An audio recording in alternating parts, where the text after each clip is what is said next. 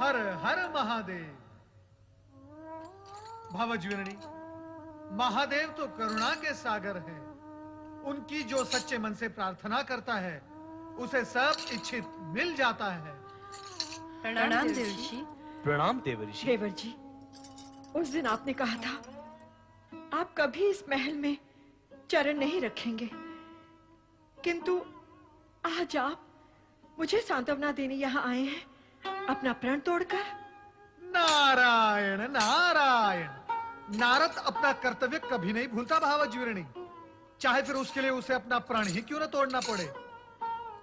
विश्वास रखो भावज, आपका सुहाग अखंड है और अखंड ही रहेगा। भ्राता दक्ष का धड़ यद्यपि निश्चेष्ट होकर यज्ञ भूमि में पड़ा है, फिर भी उसमें प्राण शेष है।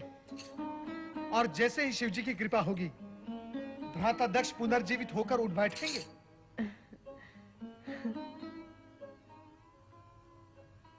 क्या बात है माते, आपको देवऋषि के कथन पर विश्वास नहीं? देवऋषि के कथन पर कैसे अविश्वास कर सकती हूँ? ये तो परम भक्त और सबके कल्याण करता है। परंतु जब अजर अमर परमात्मा सदाशिव से मैं अपने पति का जीवन दान मांगूंगी, तब यदि उन्होंने मेरी प्रिय पुत्री सती के आत्मदाह की बात छेड़ी, तो मैं क्या उत्तर दूंगी? क्या उत्तर दूंगी मैं? नारायण नारायण। भावज, सती के लिए हम सबको अत्यंत दुख है, किंतु सत्य यह है कि शिवजी की इच्छा से ही सब कुछ संभव है, अन्यथा कुछ भी संभव नहीं। यह शिव की कैसी विचित्र इच्छा है, बताइए ना देवर्षि। जो संसार के सभी प्राणियों के मन से मृत्यु का भय दूर कर सकते हैं, जो मृत्यु मुख में पहुंचे हैं उन्हें पुनर्जीवित कर सकते हैं, उन्होंने मेरी बेटी सती को क्यों नहीं बचाया? क्यों अपनी ही अर्धांगिनी को योगाग्नि में जल जाने के लिए विवश किया? मेरे इन प्रश्नों का उत्तर दीजिए देवर्षि। नारायण नारायण। आप शिव लीला से अपरिचित हैं भावज, इसलिए ऐसी बातें कर रही हैं। सती तो शक्ति का अवतार थी, मृत्यु तो उसे छू भी नहीं सकती थी। तो फिर सती ने अपने प्राणों का त्याग क्यों कर दिया? सामान्य नारी के समान अपनी देह का अंत क्यों कर दिया? रोहिणी, माता शक्ति ने सती के रूप में नारी अवतार धारण किया, नारियों का आदर्श बनने के लिए। सती ने ऐसी नारी का आदर्श प्रस्तुत किया जो अपने पति के प्रति होने वाले किसी भी अन्याय को सहन नहीं कर पाती थी। सती का नाम ही आदर्श पतिव्रता नारी के रूप में हमारी संस्कृति के इतिहास में अमर हो जाएगा। तात, मेरी सती भी शिव की कृपा से पुनर्जीवित हो सकती है? नहीं, सती ने यह आदर्श सामान्य नारी के लिए प्रस्तुत किया है, जो जन्म लेकर अपने पति के लिए प्राण त्याग करती है। अब सती अपने पहले वाले रूप में आपको नहीं प्राप्त होगी। वे अब शक्ति के रूप में अजर अमर हैं। वे न जन्म लेती हैं, न मृत्यु को प्राप्त होती हैं। वे शिव के समान शाश्वत हैं। वे शक्ति के रूप में जगत के कण कण में निवास करती हैं। माते, अब आप सती का शोक त्याग दीजिए। वो अब हमें सती रूप में नहीं, शक्ति रूप में दर्शन देंगी। क्यों देवऋषि? हाँ रोहिणी, ये सब शिव लीलाएं हैं जो हमें दिखाई दे रही हैं। शिव लीलाओं का रहस्य आज तक कोई समझ नहीं पाया, और जब तक शिवजी की इच्छा है तब तक ऐसी विचित्र लीलाएं करके वे संसार वासियों को चकित करते रहेंगे। भावज्वीरणी, मेरी ये इच्छा है कि कैलाश जाकर आप भी ये शिव लीलाएं देखें और देवादिदेव महादेव के चरणों में अपना शीश नमाकर प्रार्थना करें। तब देखना शिवजी की दया का चमत्कार। भ्राता दक्ष अवश्य जीवित होंगे। हाँ, अवश्य जीवित होंगे।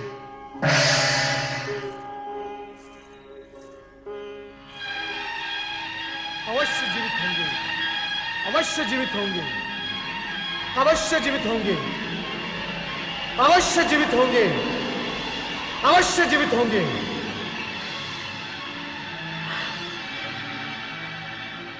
मैं भोलेनाथ की शरण में कैलाश जाऊंगी। जय महारुद्र। है महाबलयंकर, आपकी आज्ञा के अनुसार दुष्ट दक्ष का अंत कर दिया और उसके सर को काटकर यज्ञ कुंड में स्वाहा कर दिया। वीरभद्र, तुम मेरी आज्ञा का पालन कर धन्यवाद के पात्र हो गए हो। सभी गणों में सर्वश्रेष्ठ हो, यशस्वी भवा। जय महारुद्र।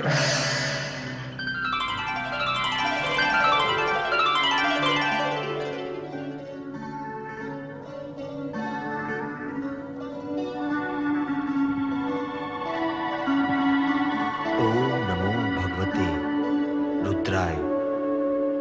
परात्पर ब्रह्म परमात्मा श्री सदाशिव को प्रणाम। करुणा सागर भक्त वत्सल भगवान शिव शंकर को वंदन। हे चराचरपति सम्राट शिव शंकर, कृपा सागर,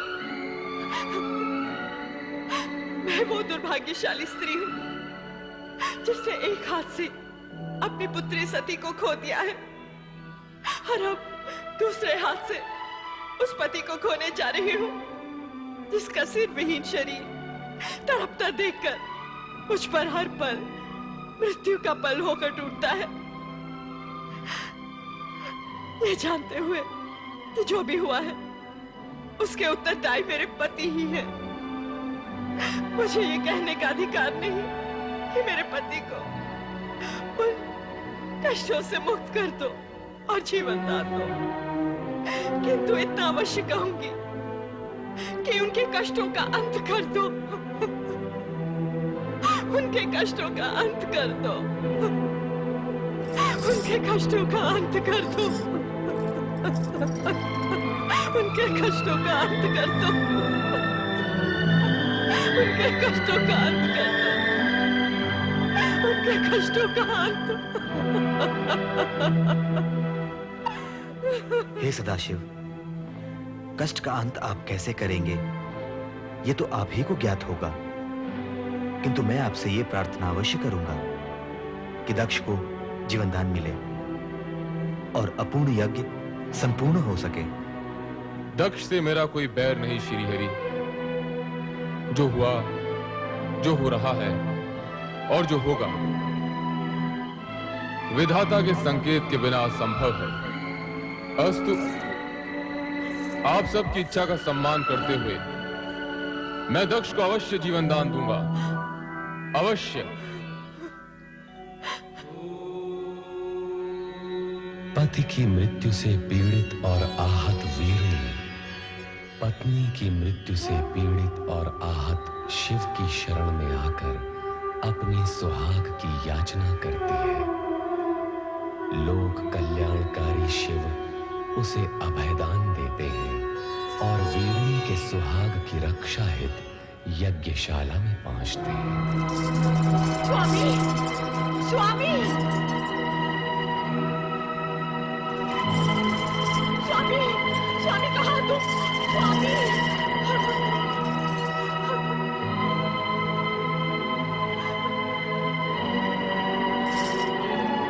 स्वामी ये क्या हो गया?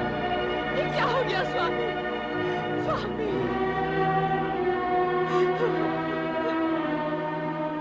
प्रभु कृपा कीजिए, कृपा कीजिए भोलेनाथ, कृपा कीजिए।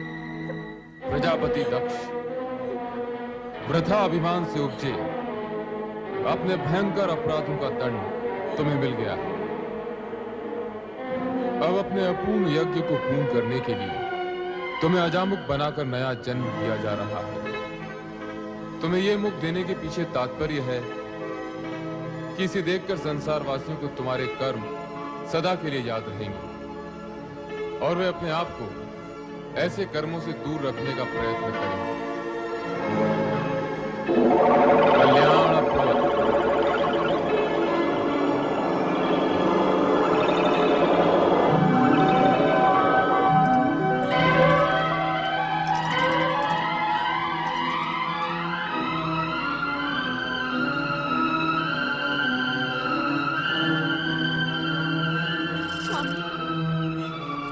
आपको जीवन दान मिल गया। मेरा जीवन धन्य हो गया। हे देवाधिदेव, हे महादेव, हे भोलेनाथ, आपने मुझ जैसे नराधम को जीवन दान क्यों दे दिया? क्यों जीवन दान दे दिया प्रभु? ये अहंकार का मारा दक्ष तो हत्यारा है प्रभु, हत्यारा। अपनी पुत्री का और इन सब का जो यहाँ यज्ञ का फल लेने आए थे। हे प्रभु, इस दुष्ट नीच खल दक्ष को आपने पुनर्जीवन दे दिया, आपने पुनर्जीवन दे दिया प्रभु। इस उपकार के लिए मैं सदा सदा के लिए आपका आभारी रहूंगा, आपका कृतज्ञ रहूंगा प्रभु। दक्ष प्रजापति, मैंने तुम्हें यज्ञ का संपूर्ण फल दिया। अब आप यज्ञ पूर्ण कीजिए।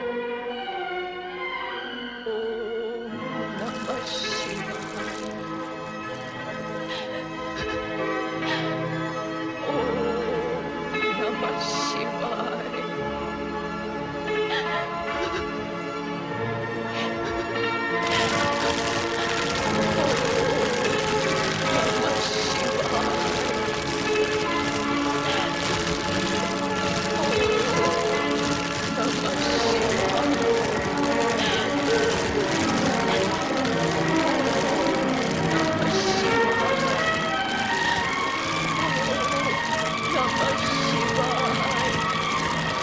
सती,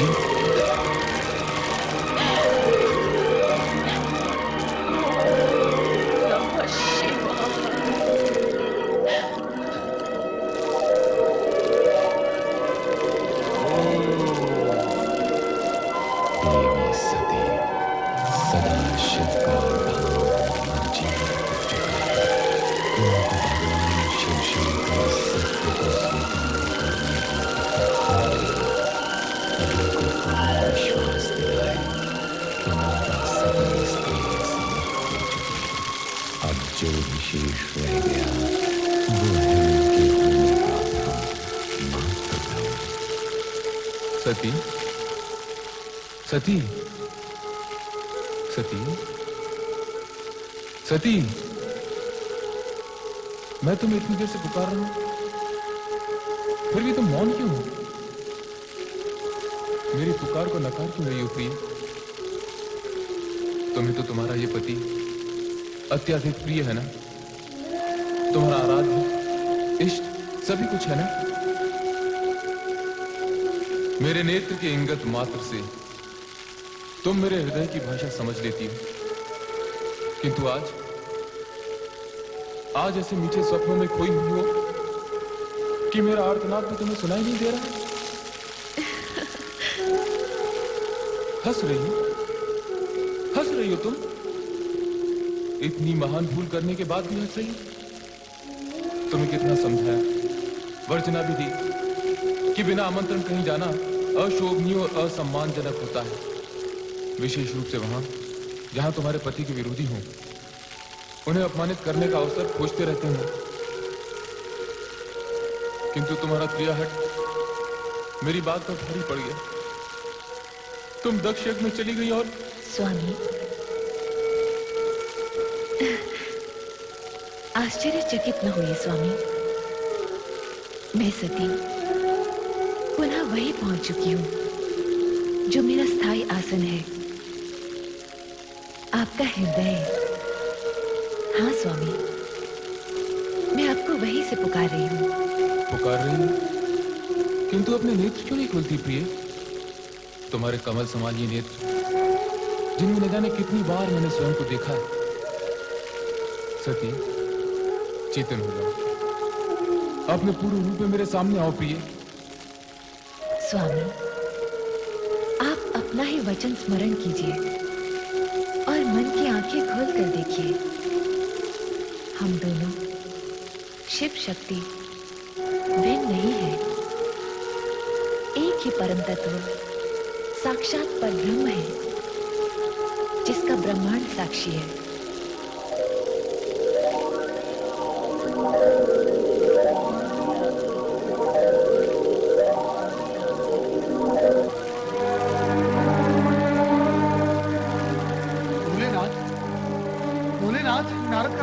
प्रातःकाल हो। मंगल हो। प्रभु आप कहाँ जा रहे हैं? देवी सती हमसे रुष्ट हो गई है। भोलेनाथ आप ये कैसी बातें कर रहे हैं? क्यों? क्या सदा पत्नी को ही पति का साथ देना चाहिए, पति को नहीं? हम अपनी रुष्ट प्रिया का साथ कभी नहीं छोड़ेंगे। भोलेनाथ क्या इतने पर भी आपको वास्तविकता समझ में नहीं आई? तुम हमारा समय नष्ट कर रहे हो नारद। तुम्हारी बातें सुनकर सती और अधिक रुष्ट हो जाएगी। रुष्ट? हे त्रिकालदर्शी, बिना प्राण की देह कहीं रुष्ट होती है भला? नारद! भोलेनाथ, भोलेनाथ, मुझ पर क्रोधित होने से सत्य झुटलाया नहीं जा सकता। और सत्य यह है कि आप जिसे प्रिया का रुझान समझ रहे हैं वो आपका मात्र भ्रम है। भ्रम। प्रभु देह बोलती नहीं, भ्रम बोलता है। तुम ये कहना चाहते हो कि सती, हमारी सती मात्र देह है? मात्र देह? खेद की बात यही है प्रभु कि आप जिसे देवी सती समझ रहे हैं वो मात्र निर्जीव देह है। नारद, मैं तुम्हें भस्म कर दूंगा। सती शक्ति है, शक्ति अमर है, शक्ति जगत माता है, और तुम जगत माता को निर्जीव और देह कहकर अपमानित कर रहे हो। प्रभु आज आप ये क्या कह रहे हैं? आप सामान्य मनुष्य की भांति भावुकता में डूबे जा रहे हैं। एक शब्द नहीं, आगे एक भी शब्द नहीं। यदि अब तूने कुछ भी अनर्गल कहा तो तू मेरे क्रोध से बच नहीं पाएगा। दूर हो जा, दूर हो जा मेरी दृष्टि से, दूर हो जा।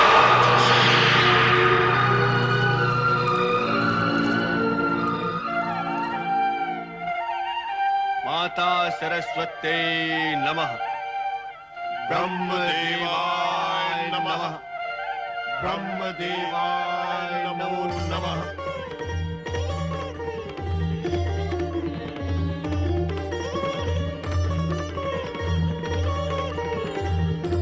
देवराज इंद्र एवं समस्त देवताओं का ब्रह्मलोक में स्वागत है।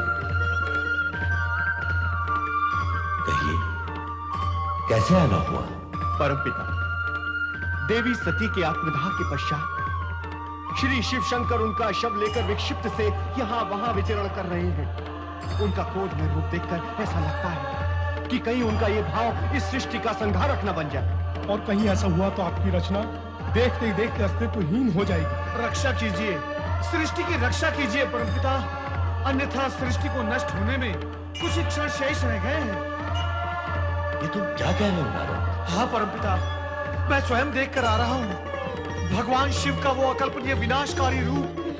विनाशकारी रूप? विनाशकारी रूप?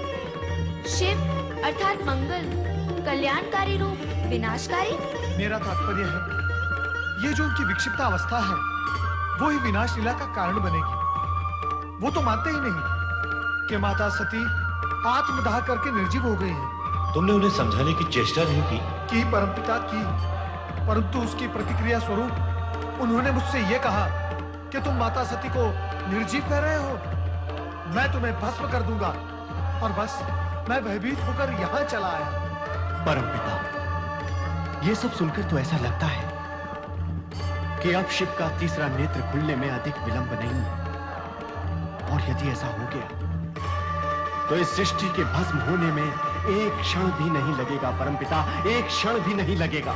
अब आप ही कोई उपाय कीजिए और उन्हें शांत कीजिए।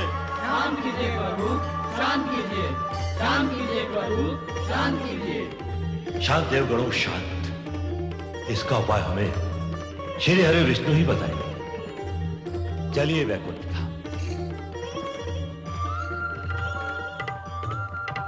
ये नहीं हो सकता महाप्रभु कि आप भगवान शिव शंकर को इस मुंह से मुक्त न कर सके, किंतु आप तो। जो शिव स्वयं जगत के अधिपति और ज्ञान विज्ञान के अधिष्ठाता है, उन्हें कोई क्या समझाएगा? देवी देवता ही क्यों न हो, स्त्री पुरुष रूप पाकर और पाणी ग्रहण करने के बाद पति पत्नी बन जाने के उपरांत बिछोह इतनी सरलता से स्वीकार भी नहीं किया जा सकता। शिव को वास्तव में यह लग रहा होगा जैसे वो अपने अर्धांग से विलग हो गए हैं।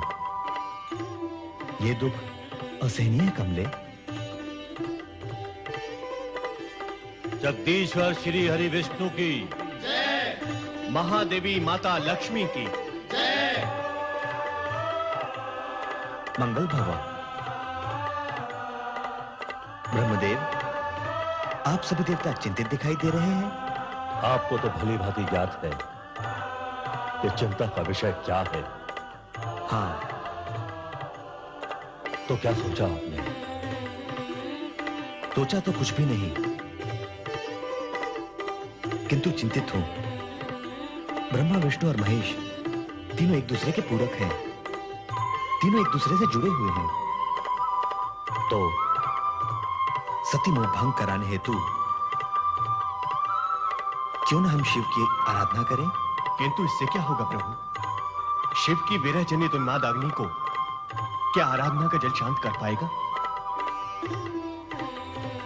आप ही कोई उपाय बताइए ब्रह्मा जी।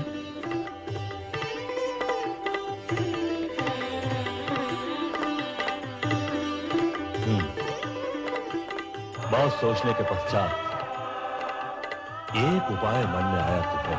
तो बताइए ना परमपिता, शुभस्य शीघ्रम। बताऊंगा, किंतु उसे कार्यान्वित श्री हरि विष्णु को करना होगा। आप कहिए तो सही। अपने सुदर्शन चक्र से सती का शव विच्छेद करना।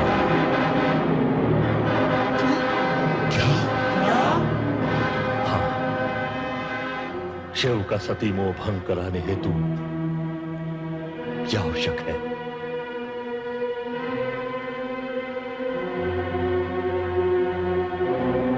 ब्रह्मदेव, मैं आपकी आज्ञा का पालन करने को तत्पर हूं, परंतु कुछ समय के पश्चात। जैसी आपकी इच्छा,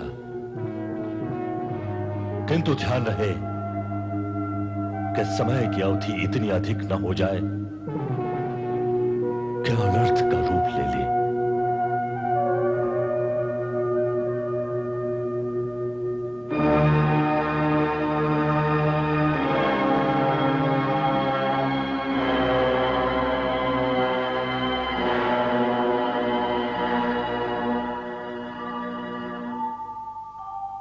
ओम नमः शिवाय। ओम नमः शिवाय। ओम नमः शिवाय। ओम नमः शिवाय।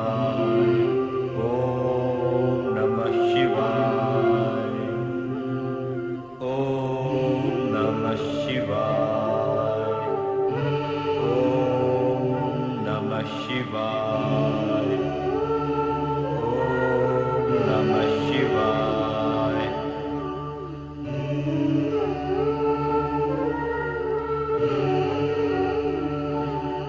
हे सर्वशक्तिमान महेश्वर सदाशिव जी, संपूर्ण संसार आपकी लीला से स्तब्ध और चकित है। देवता आदि और आपकी कामना के वाहक स्वयं ब्रह्मा जी और मैं किंग कर्तव्य विमूढ़ हैं। किसी की भी समझ में नहीं आ रहा है कि क्या किया जाए। और ब्रह्मा जी ने जो मुझे उपाय बताया है उसका ध्यान करते ही मन कांप उठता है। मैं जानता हूं कि मुझे जो करने के लिए कहा गया है वो सब आपको ज्ञात है। अब आप स्वयं ही मेरा मार्गदर्शन करें प्रभु, और मुझे बताएं कि मुझे क्या करना है। ओम नमः शिवाय। ओम नमः शिवाय।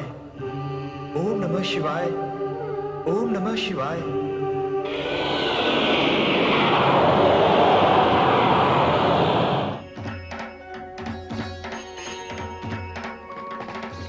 श्री हरि विष्णु,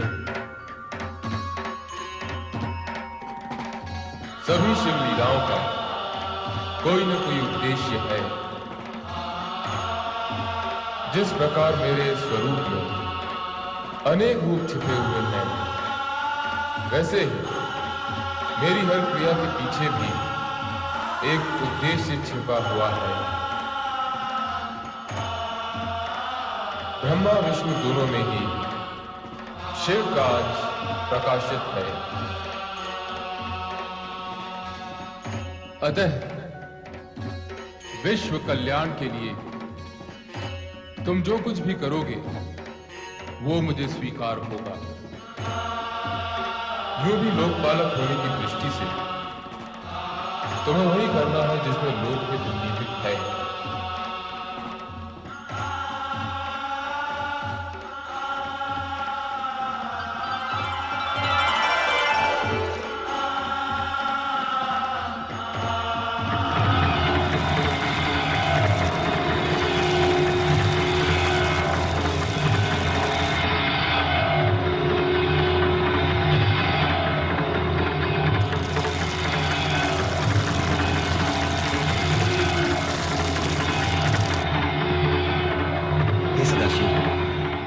आपसे अनुमति तो ले ही ली है, परंतु एक निवेदन भी करता हूं कि इस सुदर्शन चक्र से देवी सती का शव विच्छेद मात्र सृष्टि समृष्टि की रक्षा करने हेतु ही कर रहा हूं, और समृष्टि की रक्षा दूसरे शब्दों में आपकी लीला को नया मोड़ देने का बहाना भी बनेगी।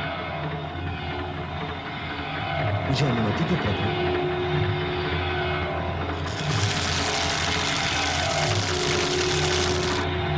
अंत में श्री हरि विष्णु ने सुदर्शन चक्र चलाया, जिसने शिव तत्पश्चात सती के चरण स्पर्श किए। चक्र ज्यों ही सती के मस्तक की ओर गया, एक तीव्र ज्योति पुंज उभरा, जिसमें से प्रकाश की धाराएं भूमंडल की ओर जाने लगी। ये ही ज्योति पुंज कालांतर में शक्तिपीठ कहलाए, और इस प्रकार आर्यावृत में 51 शक्तिपीठों की स्थापना हुई। माता शक्ति, जो भगवान शिव की पूरक है, ज्योति रूप में इन शक्तिपीठों में विद्यमान है। शिवजी ही सभी देवी देवताओं के आराध्य हैं। उनका ही नाम सदा स्मरण करने वाले ब्रह्मा आज ब्रह्मलोक में ओम नमः शिवाय पंचाक्षरी मंत्र के साथ साथ माता शक्ति का जप भी बार बार कर रहे हैं। ओम नमः शिवाय। ओम ऐं ह्रीं क्लीं चामुण्डायै विद्महे। ओम नमः शिवाय। ओम ऐं ह्रीं क्लीं चामुण्डायै विद्महे। प्रणाम परमपिता ब्रह्मा। परम पिता को देवराजेंद्र और समस्त देवताओं का प्रणाम स्वीकार। पधारिए देवराज, देवर्षि और देवता गणों। नारायण नारायण, हम आश्चर्यचकित हो रहे हैं परमपिता। किस बात पर आश्चर्यचकित हो रहा है? आप तो केवल ओम नमः शिवाय कहकर ही शिव जी का ध्यान किया करते थे, परंतु अब तो आप शिव जी के साथ साथ माता शक्ति का भी ध्यान करने लगे। नारायण नारायण। तुम तो जानते हो नारद कि शिव के बिना शक्ति और शक्ति के बिना शिव पूर्ण नहीं होते। यदि ऐसा है तो पहले आप केवल शिव की ही आराधना क्यों करते थे परमपिता? उस समय माता शक्ति ने सती का अवतार ले लिया था, शिव संजीवनी बन गई थी। शिव के लिए की गई आराधना अपने आप माता शक्ति के चरणों में पहुंच जाती थी। और अब सती विलीन होकर पुनः माता शक्ति में लीन हो गई। माता शक्ति अदृश्य रूप में भी सर्वत्र विद्यमान है। किंतु परमपिता, एक रहस्य हमारी समझ में नहीं आया। कैसा रहस्य? भगवान श्री हरि विष्णु के चक्र से माता सती की देह के 51 खंड हुए, जो आर्यवर्त पर गिरे। उन स्थानों पर 51 शक्तिपीठों की स्थापना हुई। इसका रहस्य क्या है? यह रहस्य तो सीधा और सरल है नारद। सती के शरीर के खंड खंड होते ही माता शक्ति की ज्योति प्रकाशित हो उठी। इन शक्तिपीठों में ज्योति रूप में साक्षात माता शक्ति विराज रही है। जो भक्त इन स्थानों पर तंत्र मंत्र की सिद्धि प्राप्त करने के लिए शक्ति आराधना करेगा, उसे मां शक्ति अचल सिद्धि प्रदान करेगी। परमपिता, माता शक्ति निर्गुण निराकार है, या उनका कोई रूप भी है? शक्ति शक्ति है देवराज। मैं अपने भक्तों को सिंह वाली शक्ति के रूप में दर्शन देती। माँ शक्ति सदा सिंह पर ही सवारी करती है। हाँ, सिंह वनराज है। सभी पशुओं में सबसे अधिक शक्तिशाली होता है सिंह। मां शक्ति सिंह जैसे पशु के बल पर विजय प्राप्त करके उसे अपने अधीन रखती है। इसीलिए मां शक्ति का हर भक्त भी सिंह के समान शक्तिशाली और निर्भय होता है। धन्य हो मां शक्ति, धन्य हो। मां शक्ति के अनुपम रूप का वर्णन सुनकर मन में उनके दर्शनों की जिज्ञासा जाग उठी। देवराज इंद्र, आइए हम सब मिलकर मां शक्ति का ध्यान करें। अवश्य देवी। या देवी सर्वभूतेषु, या देवी सर्वभूतेषु मातृरूपेण संस्थिता, मातृरूपेण संस्कृता। नमस्तस्यै नमस्तस्यै नमस्तस्यै नमस्तस्यै नमस्तस्यै नमो नमः। नमस्तस्यै नमो नमः। या देवी सर्वभूतेषु, या देवी सर्वभूतेषु शक्तिरूपेण संस्थिता, शक्तिरूपेण संस्थिता। नमस्तस्यै नमस्तस्यै नमस्तस्यै नमस्तस्यै नमस्तस्यै नमो नमः। नमस्तस्यै नमो नमः। या देवी सर्वभूतेषु, या देवी सर्वभूतेषु मातृरूपेण संस्थिता, मातृरूपेण संस्थिता। नमस्तस्यै नमस्तस्यै नमस्तस्यै नमस्तस्यै नमस्तस्यै नमो नमः। नमस्तस्यै नमो नमः। या देवी सर्वभूतेषु, या देवी सर्वभूतेषु शक्तिरूपेण संस्थिता, शक्तिरूपेण संस्थिता। नमस्तस्यै नमस्तस्यै नमस्तस्यै नमस्तस्यै नमस्तस्यै नमो नमः। नमस्तस्यै नमो नमः।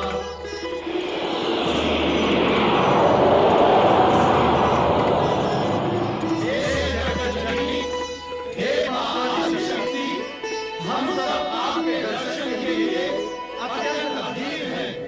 हमें दर्शन दो माँ, माँ हमें दर्शन दो।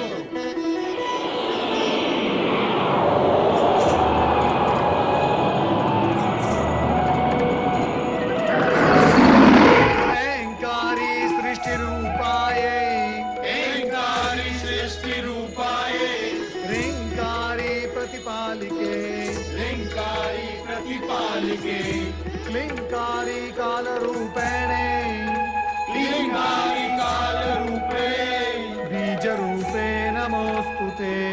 बीजरूपे नमोस्तुते। हे माता शक्ति, आप भगवान शिवशंकर की अभिन्न संगिनी हैं। आप पुनः सगुण अवतार लेकर कब दर्शन देंगे? शिव और शक्ति अभिन्न है।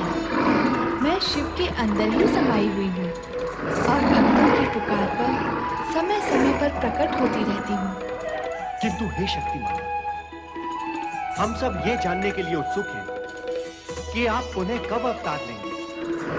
उसके लिए तुम्हें लंबी प्रतीक्षा करनी होगी देवराज। जब घटनाएं नए मोड़ लेंगी और शिव को मेरी आवश्यकता प्रतीत होगी, तब मैं नारी रूप में अवश्य जन्म लूंगी।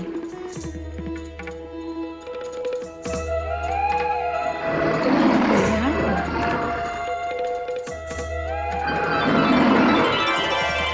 लोक कल्याण के निमित्त मां शक्ति ने देवर्षि नारद सहित समस्त देवगण को आशीर्वाद दिया, किंतु सभी के मन में यही जिज्ञासा थी कि भविष्य में आने वाली घटनाएं कौन सा रूप लेंगी और उनका कैसा शुभाशुभ परिणाम घटित होगा।